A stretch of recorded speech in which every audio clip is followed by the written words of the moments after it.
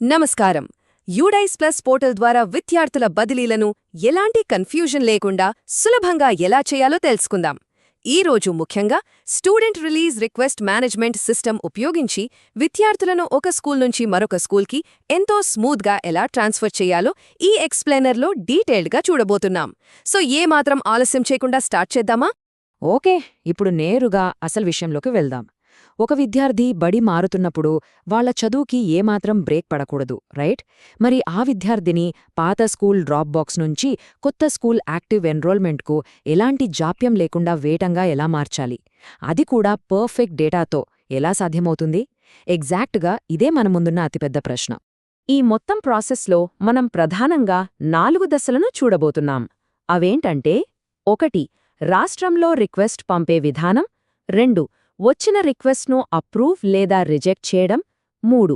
ఇతర రాష్ట్రాల విద్యార్థుల బదిలీ. మరియు 4. ప్రధానోపాధ్యాయుల గడువు అలాగే వారి బాధ్యతలు. మొదటి విభాగం రాష్ట్రంలో రిక్వెస్ట్ పంపే విధానం. మన రాష్ట్ర పరిధిలోనే ఉన్న ఒక కొత్త పాఠశాల విద్యార్థి బదిలీ కోసం ఆన్లైన్ రిక్వెస్ట్ను ఎలా స్టార్ట్ చేస్తుందో ఇప్పుడు చూద్దాం. ముందుగా సిస్టంలోకి వెళ్లడానికి స్కూల్ అడ్మినిస్ట్రేటర్లు తమ యూడైస్ కోడ్, పాస్వర్డ్ ఇంకా క్యాప్చా ఎంటర్ చేసి లాగిన్ అవ్వాలి. ఆ తర్వాత కరెంట్ ఇయర్ అంటే 2026-27 విద్యా సంవత్సరం మీద క్లిక్ చేయాలి.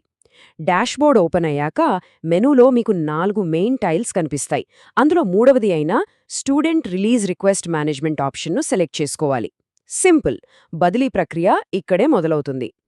ఇక్కడ మనం గుర్తుపెట్టుకోవాల్సిన అత్యంత కీలకమైన పాయింట్ ఒకటి ఉందండి. అదేంటంటే రిక్వెస్ట్ పంపే కొత్త పాఠశాల అలాగే విద్యార్థిని పంపించే పాత పాఠశాల ఈ రెండూ కూడా తమ అకాడమిక్ ప్రోగ్రెషన్ యాక్టివిటీని తప్పనిసరిగా ఫైనలైజ్ చేసి ఉండాలి. ఒకవేళ ఇది గనక పూర్తి చేయకపోతే ఏమవుతుంది?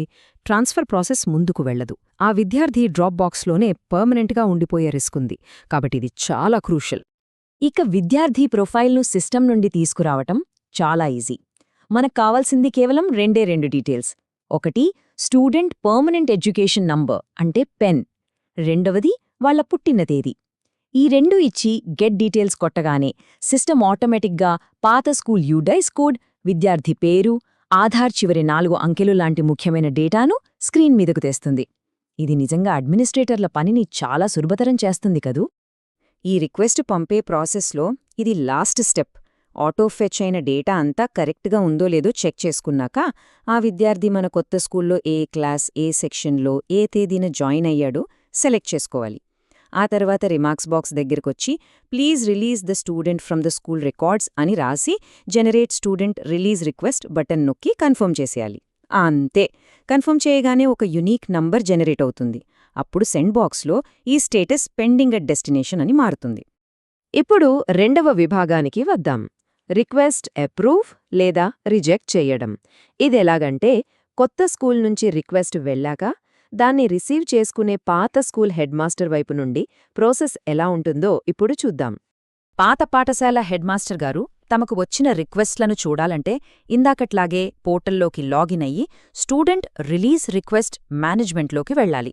అక్కడ కనిపించే 2వ tile approve student release request మీద క్లిక్ చేస్తే చాలు. పెండింగ్ రిక్వెస్ట్లన్నీ లైన్గా కనిపిస్తాయి.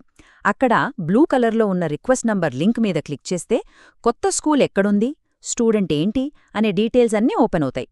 ఏదైనా నిర్ణయం తీసుకునే ముందు ఈ డేటాను నిశితంగా పరిశీలించటం చాలా ముఖ్యం. ఇక్కడ మనం ఒక ముఖ్యమైన విషయాన్ని అర్థం చేసుకోవాలి. హెడ్మాస్టర్ గారి నిర్ణయం మీదనే స్టూడెంట్ ఎన్రోల్మెంట్ స్టేటస్ పూర్తిగా ఆధారపడి ఉంటుంది. ఒకవేళ హెడ్మాస్టర్ ఆ రిక్వెస్ట్ను అప్రూవ్ చేశారనుకోండి, విద్యార్థి పాత స్కూల్ రికార్డ్స్ నుండి రిలీజ్ అయిపోయి కొత్త స్కూల్లో యాక్టివ్ అవుతాడు. అదే ఒకవేళ ఏ కారణం చేతనైనా రిజెక్ట్ చేస్తే ఆ విద్యార్థి ఎక్కడికి వెళ్లనట్టు మళ్లీ పాత స్కూల్లోనే కంటిన్యూ అవుతున్నట్లు రికార్డ్స్లో ఉండిపోతుంది. అలా అనిపించిందని రిక్వెస్ట్ను ఊరికే రిజెక్ట్ చేయడానికి లేదు సుమా. దానికి కొన్ని చట్టబద్ధమైన కారణాలుండాలి. పోర్టల్లో దానికి తగ్గట్టు కొన్ని ఆప్షన్స్ ఇచ్చారు.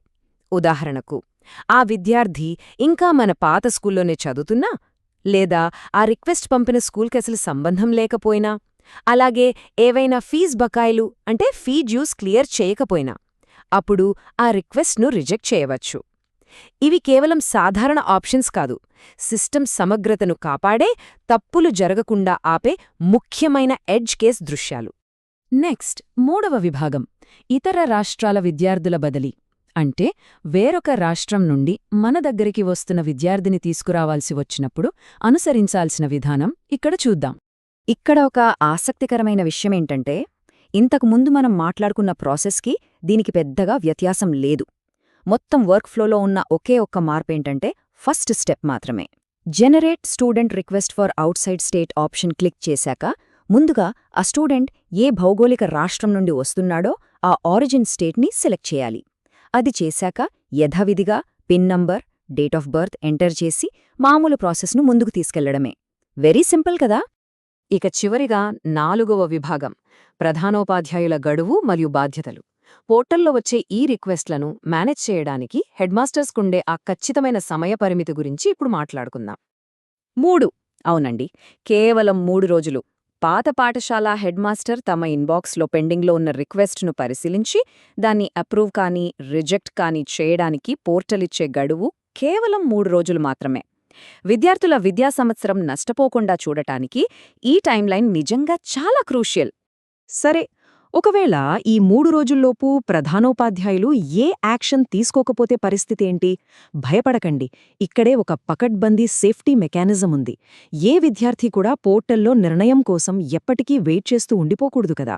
అందుకే 3 రోజులు దాటగానే ఆటోమేటిక్గా మండల ఎంఐఎస్ కోఆర్డినేటర్ నేరుగా జోక్యం చేసుకుంటారు. ఆ తర్వాత వారు ఆ విద్యార్థి డేటా పరిశీలించి హెడ్మాస్టర్ అనుమతితో ఆ రిక్వెస్ట్ను అప్రూవ్ చేయడం కానీ రిజెక్ట్ చేయడం కానీ పూర్తి చేస్తారు. సో దీనివల్ల ప్రాసెస్ ఎక్కడా ఆగిపోదు. మరి ఈ మొత్తం ప్రాసెస్ చూశాక మీకేమనిపిస్తోంది? పోర్టల్ను సకాలంలో మరియు పక్కగా నిర్వహించడం ద్వారా మనం ఒక విద్యార్థి విద్యా ప్రగతికి ఎలాంటి ఆటంకం లేకుండా ఎలా సురక్షితం చెయ్యగలమో అర్థమైంది కదా. ఈ ఆలోచన రేకెత్తించే ప్రశ్నతోనే మన ఈనాటి ఎక్స్ప్లెయినర్ను ముగిద్దాం. అడ్మినిస్ట్రేటర్లు అందరూ వెంటనే తమ ఇన్బాక్స్లను చెక్ చేసి ఈ డేటాను నిరంతరం ముందుకు సాగేలా చూస్తారని ఆశిస్తున్నాను. ఎందుకంటే ఒక అద్భుతమైన విద్యా వ్యవస్థ నిర్మాణంలో ప్రతి చిన్న రికార్డ్ అప్డేట్ కూడా పవర్ఫుల్ గేమ్ చేంజరే. మళ్ళీ మరో ఆసక్తికరమైన అంశంతో కలుద్దాం. జ్ఞానాన్ని పంచుకుంటూనే ఉందాం.